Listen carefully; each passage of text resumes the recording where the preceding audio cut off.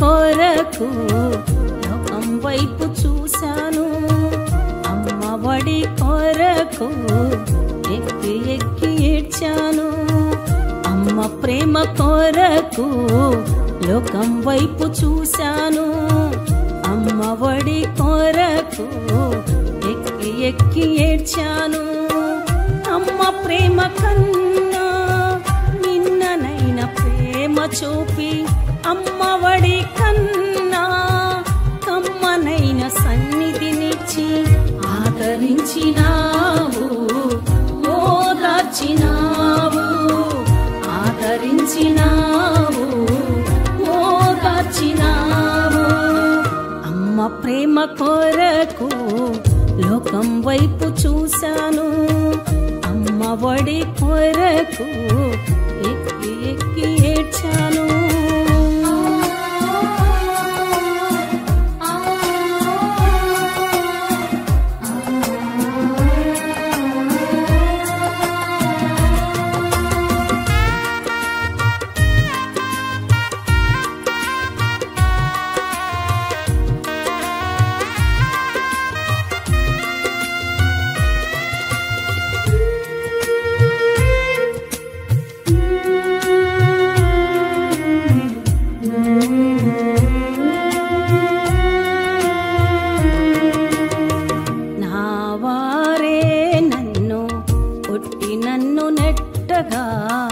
నా హృదయం నాలో వేదన పడగా,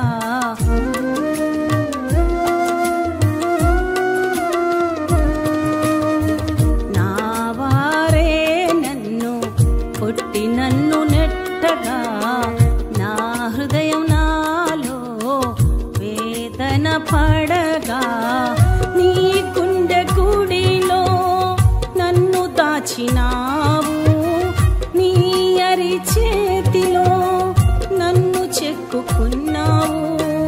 నీ గుండె గుడిలో నన్ను దాచినావు, నీ అరి చేతిలో నన్ను చెక్కుకున్నావు. ఆదరించినావు, ఓదార్చినావు, ఆదరించినావు, ఓదార్చినావు.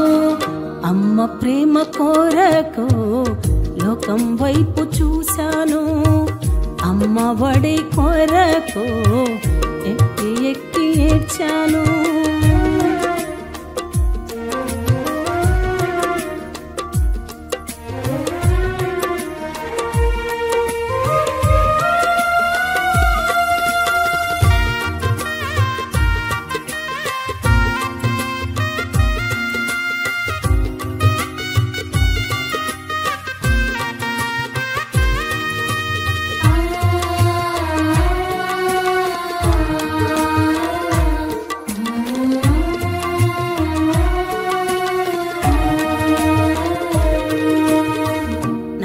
తల్లి గర్భమునందు పిండమునై ఉండగా, జనములకు ప్రవక్తగా నన్ను ప్రతిష్ఠించితివా.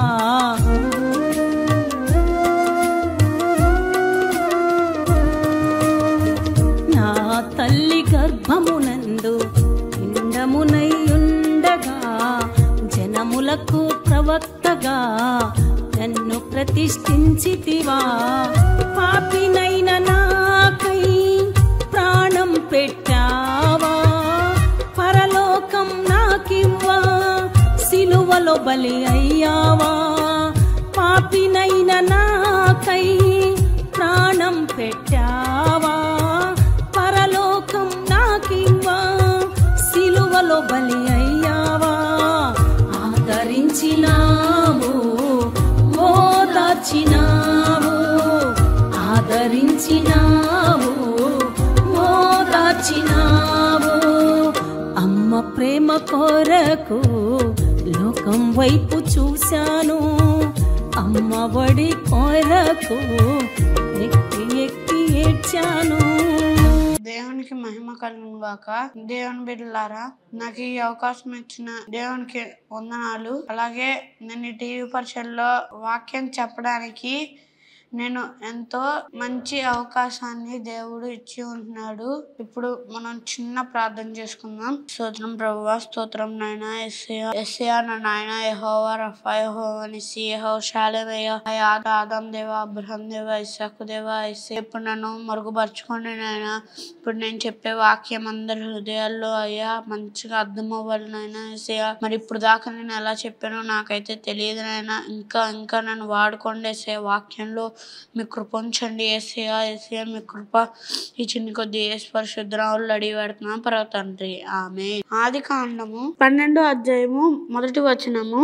యెహోవా నీవు లేచి నీ దేశము నుండి నీ బంధువుల యొద్ద నుండి నీ తండ్రి ఇంట నుండి బయలుదేరి నేను నీకు చూచు దేశమునకు వెళ్ళుము. దేవుడు ఎవరితో మాట్లాడుతున్నాడో, దేవుడు ఎలా మాట్లాడుతున్నాడో మీ అందరికి అర్థమైంది. దేవుడు అబ్రహాంతో మాట్లాడుతున్నప్పుడు అబ్రహాము దేవుని మాట నిజంగా ఎలా విన్నాడు, అబ్రహాం దేవుని మాట ఎలా విన్నాడో మీ అందరికీ తెలుసు. దేవుడు అసలు ఒక్క మాట ఇలా పలకగానే అబ్రహాము ఎంత చక్కగా దేవుని మాట. కొంతమంది అంటారు నేను ఎందుకు వెళ్ళాలి, నాకేం అవసరం, అలాగా అంటారు. కానీ అబ్రహాము అలా ఏమనకుండా ఉన్న చోటనే లెగిసి వెళ్ళాడు.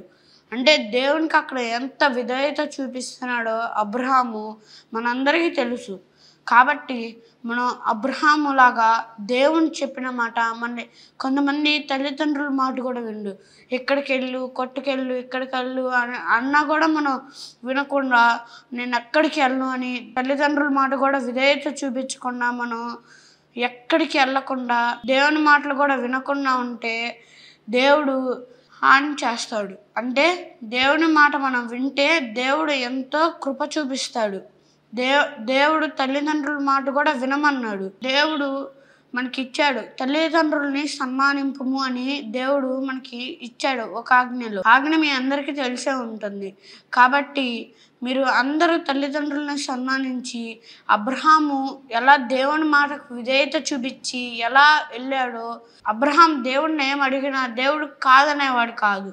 ఎందుకంటే దేవుడి మాట అబ్రహాము వింటున్నాడు కాబట్టి, దేవుడు అబ్రహాం మాట వింటున్నాడు కాబట్టి మీరందరూ కూడా మీ తల్లిదండ్రుల మాట, దేవుని మాట అందరూ వినాలి. దేవుడు అబ్రహాము చెప్పినప్పుడు వెళ్ళి 6 ఆశీర్వాదాలు ఉన్నాయి అక్కడ. అప్పుడు దేవుడు అబ్రహాముతో ఎక్కడికి వెళ్ళమని చెప్పాడు, కానీ ఎక్కడికి వెళ్ళమని చెప్పాడో చెప్పలేదు. కానీ అబ్రహాము దారిలో వెళ్తున్నప్పుడు దేవుడు చూపించాడు. అందుకని మనం ఎప్పుడు మన తల్లిదండ్రుల మాట, దేవుని మాట వినాలి. మీరు ఏ పాపంలో ఉన్నారో దేవుడు విడిచిపెట్టమన్నాడో అవన్నీ విడిచిపెట్టండి. అలాగే తల్లిదండ్రులు ఏదైనా ఇది ఆపై ఇది చెయ్యొద్దు అన్నప్పుడు మీరు ఆగిపోయారు, చేయట్లేదు అంటే దేవుడు మీరు అక్కడ చూస్తారు. దేవుడు ఎంత ఆశీర్వదిస్తాడంటే అలా ఆశీర్వదిస్తాడు. అలాగే ఏదైనా బలహీనతలు ఉన్న టీవీ, ఫోన్ అలాగా చూస్తూ ఏదైనా బలహీనతలు ఉన్నా విడిచిపెట్టమన్నప్పుడు వెంటనే విడిచిపెట్టేసేలాగా అబ్రహాం లాగా మనం కూడా విడిచిపెడితే మనం కూడా మారగలం, దీవించబడతాం, ఆశీర్వదించబడతాం. అబ్రహాము ఏ వ్యాపారం చేసి ఉంటున్నాడో మీ అందరికీ తెలుసు. బొమ్మల వ్యాపారం చేసి ఉంటాడు. కానీ దేవుడు తనని వదులుకోకుండా తన్ని కూడా తన సొత్తుగా చేర్చుకోవాలని అబ్రహాము బొమ్మల వ్యాపారం చేస్తూ దేవుడు విడిచిపెట్టమనగానే విడిచిపెట్టేశాడు. అలాగే నువ్వు ఇప్పుడు ఏ పాపంలో ఉన్నా మీ తల్లిదండ్రులు కానీ దేవుడు కానీ విడిపించమంటే వెంటనే వదిలేయాలి దాన్ని. ఇంకా మళ్ళీ దాని జోలు కానీ వెళ్ళకుండా దేవుడు ఆపుతాడు.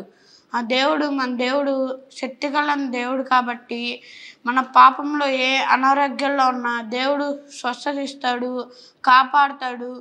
ఏ అవసరం వచ్చినా దేవుడు మనకి తోడుగా ఉంటాడు. కాబట్టి మనం దేవునితో తల్లిదండ్రులతో విధేయత చూపి ఉండాలి. అబ్రహాం లాగా నువ్వు ఎక్కడ కూర్చున్నావు, నువ్వు విడిచిపెడితే దేవుడు నిన్ను దీవిస్తాడు. అబ్రహాంని ఎలా దీవించాడో నిన్ను కూడా అలా దీవిస్తాడు. నువ్వు కూడా ఉన్న స్థలంలో నుంచి లెగిసి ఏ పాపంలో ఉన్నా, ఏ చీకట్లో ఉన్నా దేవుడు విడిపిస్తాడు. ఈ మాటలు దేవుడు దీవించి ఆస్వాదించును గాక. ఆమేన్. దేవునికి మహిమ కలుగును గాక. దేవుని బిడ్డలారా, ప్రభు పేరిట మీ అందరికీ వందనాలు, శుభాలు. ఎలా ఉన్నారు? మీరందరూ బాగుండాలని, మీ ప్రతి అవసరత తీర్చబడాలని ప్రభువుకి ప్రార్థన చేస్తూ వస్తున్నాం. ప్రార్థనతో ఈ కార్యక్రమాన్ని ప్రారంభించుకుందాం. దేవా, మీ కొందనాలు, స్తుతి, స్తోత్రములు, కృతజ్ఞతలు చెల్లిస్తున్నానయ్యా. ఈ రీతిగా అయ్యా నా తండ్రి మరోసారి వాక్యం చెప్పడానికి మీ దీనదాసురాలకి ఇచ్చిన ఈ అవకాశాన్ని బట్టి మీ కోట్లాది స్తోత్రములయ్యా. ఇంటన్నా మీ బిడలకి దీవెనకరంగా ఆశీర్వాదకరంగా ఉండునట్లు సహాయం చేయమని, మీ దీనదాసురాల్ని మరుగుపరచమని యేసై పరిశుద్ధ నామములో అడుగుతున్నాను తండ్రి. ఆమేన్. మంచిది దేవుని బిడ్డలారా, ఇప్పుడు మా బాబు చెప్పిన వాక్యం విన్నారు కదా. చూడండి, ఆదికాండము 12వ అధ్యాయం మొదటి నుంచి మనం గమనించినట్లయితే ఇక్కడ దేవుడైన యెహోవా, నీవు లేచి నీ దేశము నుండి, నీ బంధువుల యొద్ద నుండి, నీ తండ్రి ఇంటి నుండి బయలుదేరి నేను నీకు చూపించు దేశమునకు ఎళ్ళుము. నిన్ను గొప్ప జనముగా చేసి నిన్ను ఆశీర్వదించి నీ నామాన్ని గొప్ప చేయుదును. నీవు ఆశీర్వాదముగా ఉందువని ఇక్కడ మనం చదివినట్లయితే 6 ఆశీర్వాదపు మాటల్ని, వాగ్దానాల్ని మనం ఇక్కడ చూస్తాం. దేవుని బిడ్డలారా, మనందరికీ కూడా ఆశీర్వదించబడాలి అని ఆశ, ఇష్టము.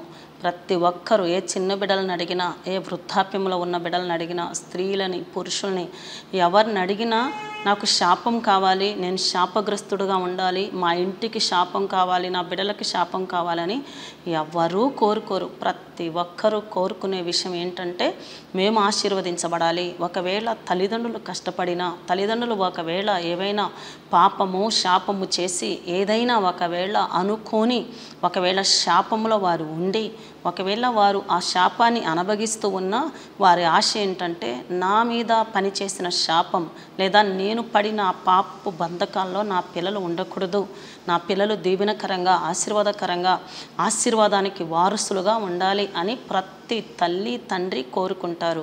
ఆ దేవుని బిడ్డలారా, అలాగే మనకన్నా ముఖ్యంగా దేవుడు కూడా కోరుకుంటున్నాడు. దేవుని బిడ్డలారా, ఇక్కడ అబ్రహాము కూర్చొని ఉన్నాడు.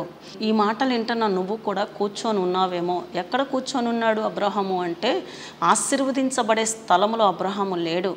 ఆశీర్వాదానికి ఆపోజిట్ శాపకరమైన స్థలములో అబ్రహాము ఉన్నాడు. దేవుని బిడ్డలారా, అబ్రహాముకు అలా ఉండటం వలన ఆశీర్వాదం లేదు, అబ్రహాముకు అలా ఉండటం వలన సంతోషం లేదు, అబ్రహాముకు అలా ఉండటం వలన దీవెన లేదు, అబ్రహాముకు అలా ఉండటం వలన అబ్రహాము ఆశీర్వాదకరంగా ఉండలేడు. అలాగే అబ్రహాముని చూస్తున్న ప్రజలు కూడా ఆశీర్వాదకరంగా ఉండలేరు. నువ్వు, నేను, మనము ఆశీర్వాదకరంగా ఉండాలి. అంతేకాదు మనల్ని చూస్తున్న ప్రజలు కూడా ఈ అబ్రహాము ఎలా ఆశీర్వదించబడ్డాడు అని తెలుసుకొని, లేదా నువ్వు ఎలా ఆశీర్వదించబడ్డావు, నేను ఎలా ఆశీర్వదించబడ్డాం, మనం ఆశీర్వదించబడటానికి కారణం ఏంటి, ఎక్కడుంటే మనం ఆశీర్వదించబడం, ఎక్కడుంటే మనం దీవించబడం, ఎక్కడుంటే మన మీదికి ఆశీర్వాదం రాదో మనల్ని చూసిన వాళ్ళు గ్రహించి ఆ ఆశీర్వదించే దేవుని దగ్గరికి రావాలి అంటే దేవుడు మనల్ని పిలిచినప్పుడు, దేవుడు మనతో మాట్లాడుతున్నప్పుడు, దేవుని దగ్గరకు మనం వచ్చినప్పుడు మనం ఏ స్థలములో ఉన్నాం, ఎక్కడున్నాం, ఏం చేస్తున్నాం అని మనం గమనించాలి, గుర్తించాలి. అబ్రహాము ఒక శాపగ్రస్తమైన స్థితిలో ఉన్నాడు. అబ్రహాముకి అప్పటికి బిడ్డలు లేరు. అబ్రహాము ఒక నిరాశ గుండా నడిపించబడుతున్నాడు. అబ్రహాముకి ఎన్నో కొరతలు ఉన్నాయి, ఎన్నో ఇబ్బందులు ఉన్నాయి, గుండె నిండా వేదన ఉంది. అబ్రహాము చెప్పుకోలేని సమస్యల మధ్యలో ఉంటున్నాడు.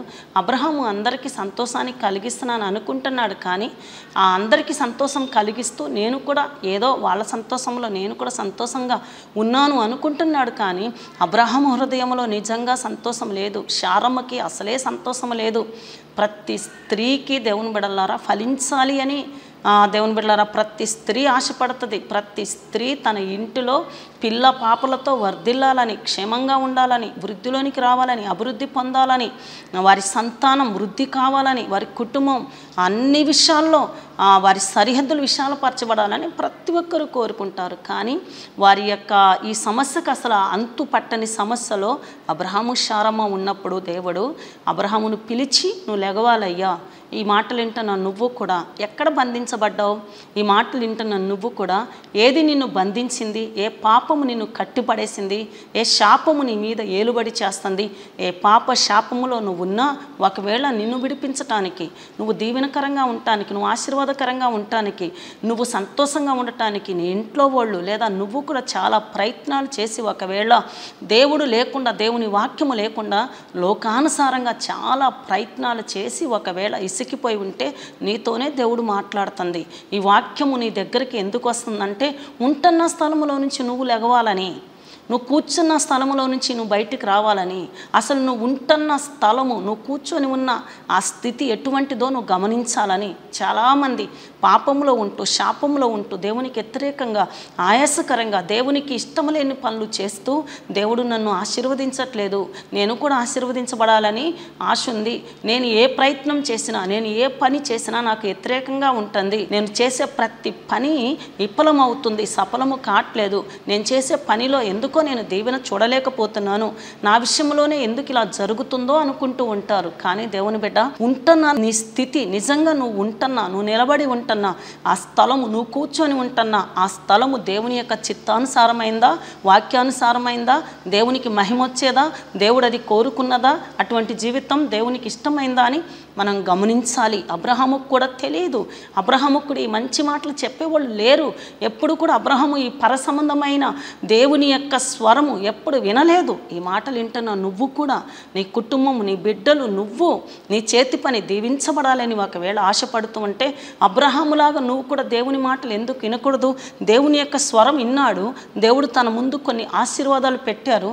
నువ్వు నేను చెప్పిన మాట వింటే, నేను చెప్పినట్లుగా నువ్వు ఆ స్థితిని విడిచిపెడితే, దాంట్లో నుంచి నువ్వు బయటకు వస్తే, ఉంటున్న ఆ పరిస్థితులన్నీ నువ్వు విడిచిపెడితే, వదిలేస్తే, నేను నీకు చూపించే దేశానికి నువ్వు వెళ్తే, నేను చూపించినట్లు నువ్వు నడిస్తే, నేను చూపించినట్లు నడవటానికి నువ్వు ఇష్టపడితే, నా మాటల యందు నీకు విశ్వాసం పట్టుదల ఒకవేళ ఉంటే నువ్వు దీవించబడతావు, లేదా నువ్వు ఆశీర్వదించబడతావని అబ్రహాముతో చెప్పినప్పుడు అబ్రహాము నేను ఎక్కడికి వెళ్ళాలి, అసలు మాట్లాడుతున్నా నువ్వు ఎవరు అని ఇవేమీ చెప్పలేదు. ఆ మాటల్లో అబ్రహాముకి ఏమనిపించిందంటే సత్యము దొరికింది.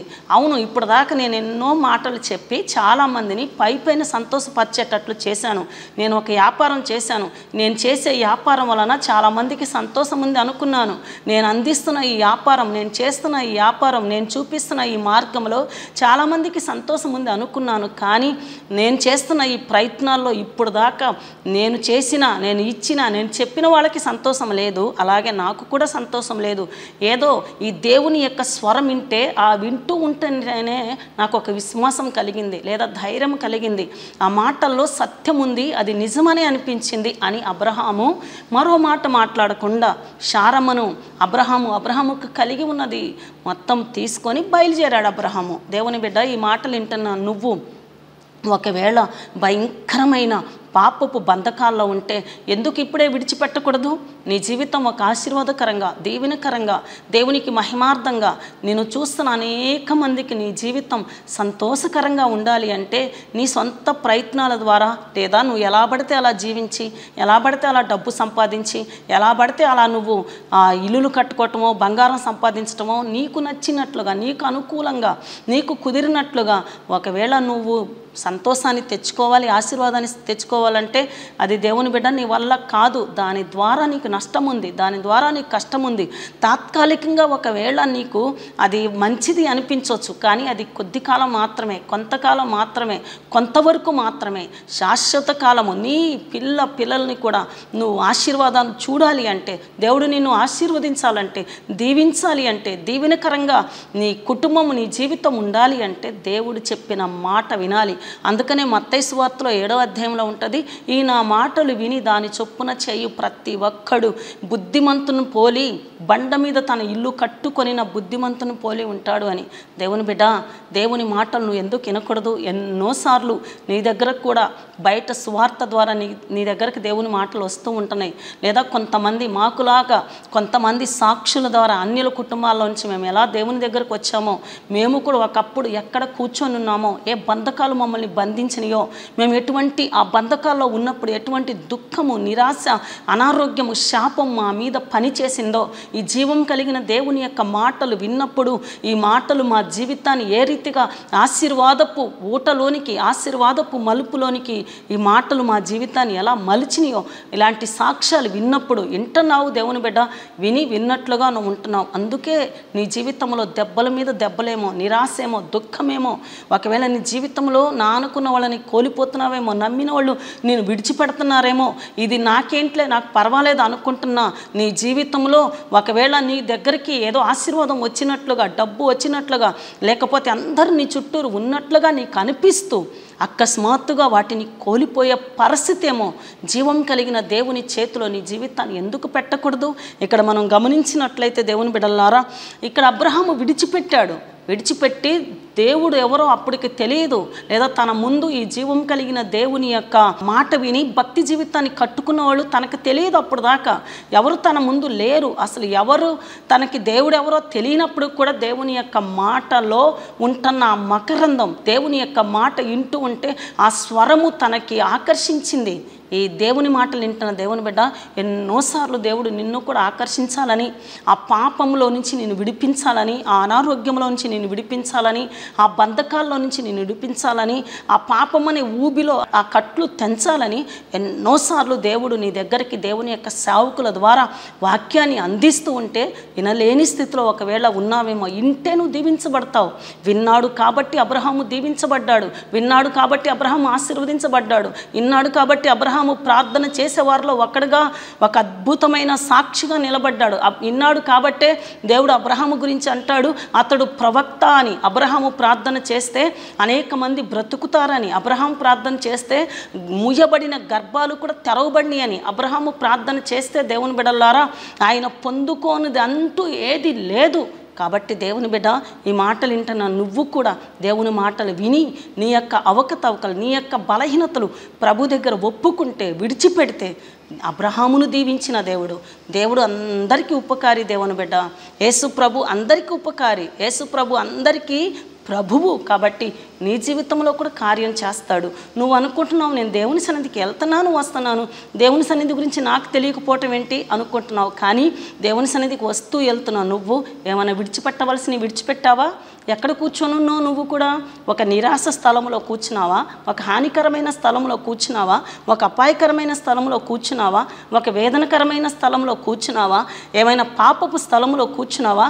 ఏమైనా దేవుని బిడ్డ నీ చుట్టూరు ఉంటున్న వారికి మోసం చేసే మోసకరమైన స్థలంలో కూర్చున్నావా? నీవు కూర్చొని ఉంటున్న ఆ స్థలము నీ భార్యని మోసం చేసేదా? నీ భర్తని మోసం చేసేదా? నీ పిల్లల్ని మోసం చేసేదా? లేదా సమాజాన్ని మోసం చేసేదా? లేదా దేవుణ్ణి సేవకుల్ని మోసం చేసేదా? ఆ స్థలంలో ఒకవేళ నువ్వు ఉంటే అది నీకు హాని. అందుకనే దేవుడు నీతో మాట్లాడుతున్నాడు, అక్కడి నుంచి నువ్వు లెగవాలి అని, దాన్ని విడిచిపెట్టాలని. దేవుడు నిన్ను పుట్టించింది దానికోసం కాదని, దేవుడు నిన్ను ఇంత చేసింది శాపగ్రస్తుడిగా నువ్వు మిగిలిపోవటం కోసం కాదని, దేవుడు నిన్ను ఆశీర్వదించాలని. దేవుని యొక్క ఉద్దేశం ఏంటో తెలుసా? నువ్వు ఆశీర్వదించబడుట దేవుడు చూడాలని, దేవుడు నిన్ను కూడా ఆశీర్వదించి ఒక మంచి స్థాయిలో పెట్టాలని, ఒక మంచి స్థానంలో పెట్టాలని, ప్రభువుకు నువ్వు మహిమ తెచ్చే వ్యక్తిగా ఉండాలని ప్రభు యొక్క ఉద్దేశం దేవుని బిడ్డ. కాబట్టి ఈ మాటలు వింటున్న నువ్వు ఎందుకు ఈ మాటల్ని చెవును పెట్టకూడదు? నీతోనే దేవుడు మాట్లాడుతుంది. ఒక నిరాశ, అనారోగ్యము, ఒకవేళ నువ్వు చేసిన పాపాన్ని బట్టో, శాపాన్ని బట్టో, పూర్వీకులు నీ తల్లిదండ్రుల పాప దోషం నీ మీద శాపంగా నిలబడితే నువ్వు ఇప్పుడే ఈ మాటలు వింటున్నావు. నువ్వు ఎందుకు ప్రార్థన చేయకూడదు? ఎందుకు నీ మాట వింటాను ప్రభా, ఇప్పుడు దాకా ఇన్నట్లు ఉన్నాను, సరిగా వినలేదు, నా హృదయంలో ఉంటున్నా, నీకు వ్యతిరేకమైంది, విడిచిపెడతాను ప్రభా, వదిలేస్తాను ప్రభా, నువ్వు నాకు కావాలి ప్రభా, నువ్వు చెప్పినట్లు నేను అబ్రహాములాగా వింటాను ప్రభా, విధేయత చూపిస్తాను ప్రభా, లోబడతాను ప్రభా, మారు మనసు పొందుతాను ప్రభా, రక్షణ పొందుతాను ప్రభా, నీ సాక్షిగా నేను నిలబడతాను ప్రభా అని నువ్వు ప్రార్థన చేస్తే, విశ్వాసం ఉంచితే, నమ్మిక ఉంచితే, అబ్రహాం ఏం చేశాడో తెలుసా దేవుని బిడ్డలారా? దేవుని సన్నిధికి వస్తాం మనం, కానీ మనకి నమ్మిక ఉండదు. ఇది ఎక్కడ జరిగిద్దిలే అనుకుంటాం, నిజంగా దేవుడు నాతో మాట్లాడా అనుకుంటాం, నిజంగా దేవుడు ఉన్నాడా అనుకుంటాం, ఉంటే ఎంతమంది దేవుళ్ళు ఉన్నారు అనుకుంటాం దేవుని బిడ్డలారా. కానీ అబ్రహాము తనతో మాట్లాడిన దేవుడు తనే సృష్టికర్త అనుకున్నాడు, తనే తనకు దేవుడు అనుకున్నాడు, తన్ని పిలుస్తున్న దేవుడు నమ్మదగిన దేవుడు అనుకున్నాడు. కాబట్టి అబ్రహాము దేవుణ్ణి ఏం చేశాడంటే నమ్మాడు. నువ్వు కూడా నమ్మితే, నమ్ముట వలన దేవుని బిడ్డ సమస్తము నీకు సాధ్యము. ఏదైనా నువ్వు చూడగలవు, ఏదైనా నువ్వు పొందుకోగలవు. కాబట్టి ఇక్కడ మనం గమనించినట్లయితే అప్పటికే అబ్రహాం భార్యాభర్త ఇద్దరే, శారమ్మ అబ్రహాము. కానీ దేవుడు ఇక్కడ వాగ్దానం చేస్తున్నాడు ఏమనంటే, నిన్ను గొప్ప జనముగా చేస్తానని. దేవుని బిడ్డ, ఒకవేళ భార్యాభర్త ఇద్దరే మాకెవరూ లేరు అనుకుంటూ నలిగిపోతున్న పరిస్థితి, లేకపోతే ఒక ఇద్దరు బిడ్డలతో అందరూ మనుషులు ఒకవేళ నిన్ను తుణీకరించారా, త్రోసివేశారా, మాకు ఎవరూ లేరు అనుకుంటున్నావా, నా జీవితం ఏంటో అనుకుంటున్నావా, నా కుటుంబం ఎప్పుడు వృద్ధిలోనికి వస్తుంది అనుకుంటున్నావా, మమ్మల్ని పట్టించుకునే వాళ్ళు లేరు అనుకుంటున్నావా, పరామర్శించే వాళ్ళు లేరు అనుకుంటున్నావా, పలకరించే వాళ్ళు లేరు అనుకుంటున్నావా, మాకు దిక్కు లేరు అనుకుంటున్నావా, జీవం కలిగిన దేవుడు నీకు దిక్కుగా ఉండాలి అని ఆశపడుతున్నాడు. ఆయన మాట నువ్వు విన్నట్లయితే దేవుని బిడ్డలారా, అబ్రహాముతో మాట్లాడుతున్న దేవుడు, వాగ్దానం చేసిన దేవుడు, అబ్రహాము శారా అబ్రహాము ఇద్దరిని పిలిచిన దేవుడు, అబ్రహాముతో ముందు ముందు తన మాట వినటం వలన అంటాడు కదా, ఆకాశ నక్షత్రముల వలె నీ సంతానాన్ని చేస్తాను అని. చూసారా దేవుని బిడ్డలారా, అబ్రహాము అడుగంటుకుపోయిన జీవితము, ఒక దీన స్థితిలో, ఒక నిరాశ, ఒక అంతు పట్టని అర్థం కాని స్థితిలో అబ్రహాము కూర్చొని ఉండగా అబ్రహాముని పిలిచి అబ్రహాము యొక్క సంతానాన్ని, అబ్రహాముని అనేక మందికి ఆశీర్వాదకరంగా ఆకాశ నక్షత్రాలు వలె అనగా పైవారిగా, దీవించబడిన వారిగా, ఆశీర్వదించబడిన వారిగా, అనేక మందికి పైవారిగా, అనేక మందికి దేవుని చూపించేవారిగా, అనేక మందికి దీవెనకరంగా అబ్రహాము యొక్క జీవితాన్ని దేవుడు పెడతానని చెప్తున్నాడు. దేవుని బిడ్డ, ఈ మాటలు వింటున్న నువ్వు కూడా ఒకవేళ ఉంటున్న స్థితిని విడిచిపెట్టు. నువ్వు ఎక్కడ ఉన్నావో గమనించు. నిన్ను ఎవరు పట్టి బంధించారో గమనించు. ఏ బంధకాల్లో ఉన్నావో గమనించు. ఈ స్థితి నుంచి నేను బయటికి రావాలి, నాకు సహాయం చేయి ప్రభు అని ఆకాశమందున్న దేవుని వైపు నీ చేతులెత్తు, ప్రార్థించు, బలహీనతను ఒప్పుకో. ప్రభు నీకు సహాయం చేస్తాడు. అబ్రహామును దీవించినట్లుగా నిన్ను దీవిస్తాడు. నీ మీద ఎవరైనా ప్రార్థన చేసుకుంటున్న నీ మీద, వాక్యానుసారంగా నడుస్తున్న నీ మీద ఎవరైనా ఒకవేళ శత్రువులు నిన్నేమైనా పతనం చేయాలి, పాడు చేయాలి, కూల్చాలి, నువ్వు లేకుండా చేయాలని ఒకవేళ కంకణం కట్టుకుంటే దేవుడే నీ పక్షాన ఉంటున్నా, నీకు విరోధులుగా ఉంటున్న వారికి దేవుడు విరోధి అయి నీకు దేవుడు తోడుగా ఉండి నీకు జయ జీవితం ఇస్తాడు. ఈ మాటలు వింటున్న నువ్వు ఎందుకు ప్రార్థన చేయకూడదు? నాతో కలిసి ప్రార్థన చేస్తావా? ప్రార్థన. దేవా మీ కొందనాలు, స్తుతి స్తోత్రములు, కృతజ్ఞతలయ్యా. నీ మాటలు వింటున్న నీ బిడ్డల్ని నీ పాదాల దగ్గరకు తీసుకొస్తున్నాను యేసయ్యా. అయ్యా నీ కుమారుడు చెప్పిన వాక్యం అయ్యా నీ బిడ్డలు విని ఉంటున్నారు. మీ దీనదాసురాలైన అయ్యా నా ద్వారా మీరు మాట్లాడిన మాటలు నీ బిడ్డలు వింటున్నారు. నీ బిడ్డల యొక్క కట్లు తెగునుగాక అయ్యా.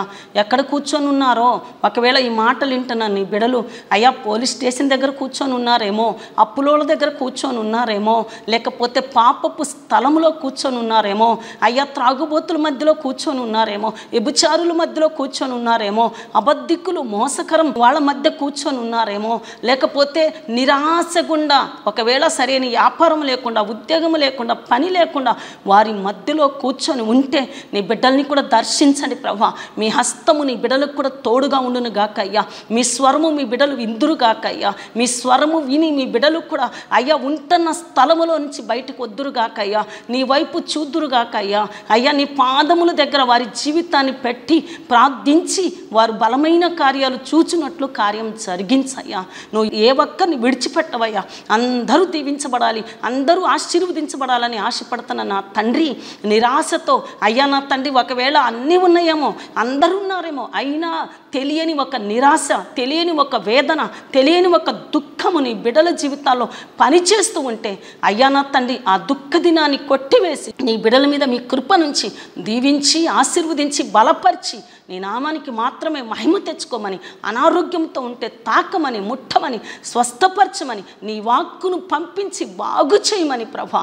ఒకవేళ నా తండ్రి అయ్యా ఉద్యోగాల కొరకు ఎదురు చూస్తూ ఉంటే మీ ద్వారాలు తెరిచి చెయ్యి పట్టి అయ్యా వారి కొరకు మీరు సిద్ధపరిచిన అయ్యా నా తండ్రి నాయన శ్రేష్టమైన ఉద్యోగాలు ఇచ్చి మహిమ తెచ్చుకోమని యేసయ్య పరిశుద్ధ నామములో అడిగి పొందుకొని ఉన్నాం తండ్రి.